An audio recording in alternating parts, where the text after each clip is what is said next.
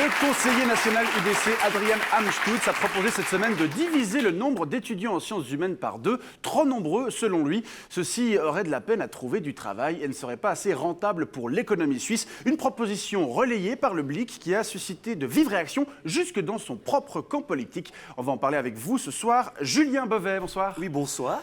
Vous êtes enseignant et comme bon nombre de vos collègues, vous êtes un ancien étudiant en lettres. Absolument, j'ai fait des études de lettres à l'UNIL de Lausanne, où j'ai obtenu une licence de lettres. Puis j'ai fait la HEP, vu que je devais quand même trouver un travail. Et puis vu que je trouvais pas de travail avec ma licence, puis vu qu'il fallait quand même que je paye mon loyer, vu qu'il fallait que je déménage de chez ma mère, vu que je m'entends plus tellement avec ma mère, vu qu'elle éternue tout le temps. D'accord, donc vous allez dans le sens des propos d'Adrian Amstutz. Vous n'avez pas réussi à trouver du travail avec votre seule licence en lettres. Disons, j'aurais pu en trouver un de travail, par exemple aux journalistes comme des potes que j'ai qu'on fait.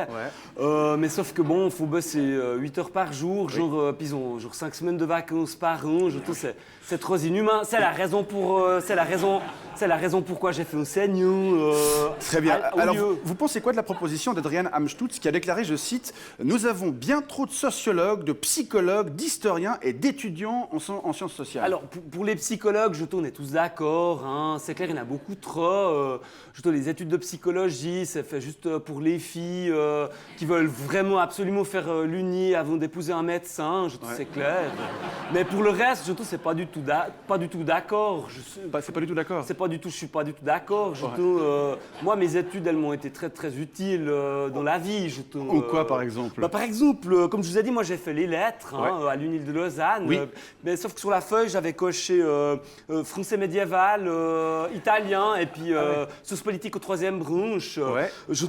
Avec ça, j'ai obtenu des compétences que j'utilise tous les jours au quotidien. C'est vrai, lesquelles par exemple, l'italien, chaque fois que je vais par exemple aux vacances en Italie, je peux parler l'italien.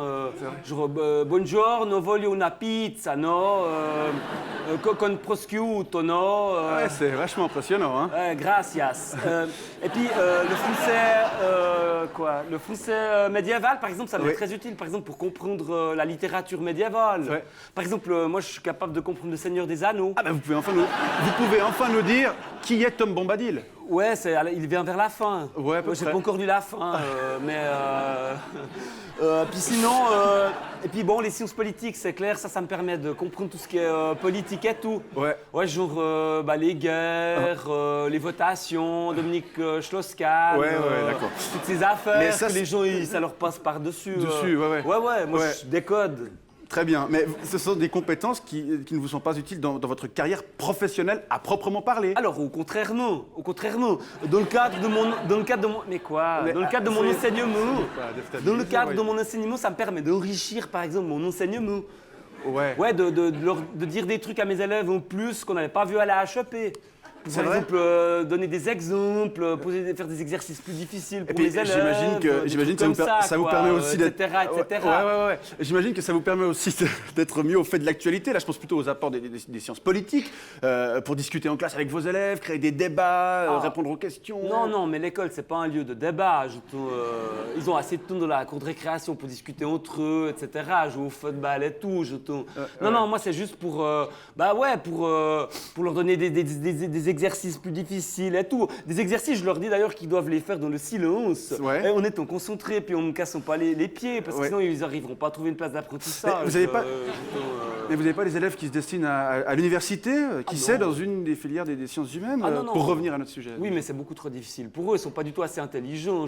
Moi, je travaille à PF Ramu à Bellevaux. C'est des populations difficiles. Non, et puis en plus, en sciences humaines, il faut en avoir là-dedans. Non, c'est pas... Il faut lire des extraits de livres, analyser des problématiques, mettre tout ça. En plus, à la fin, il y a les exas et tout. Non. Puis en plus, il y a beaucoup trop d'étudiants en sciences humaines. Donc vous êtes d'accord avec Adrian Amstutz? Absolument. Non, pas du tout.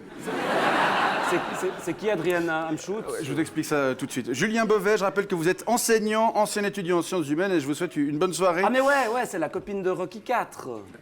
Adrienne? Ouais. Non. Merci. Merci Julien Beauvais. Il suit plein, mais vous pouvez rester encore un instant. Non mais j'ai un bus. Ah bah allez-y alors, je vous en prie. C'est là-bas.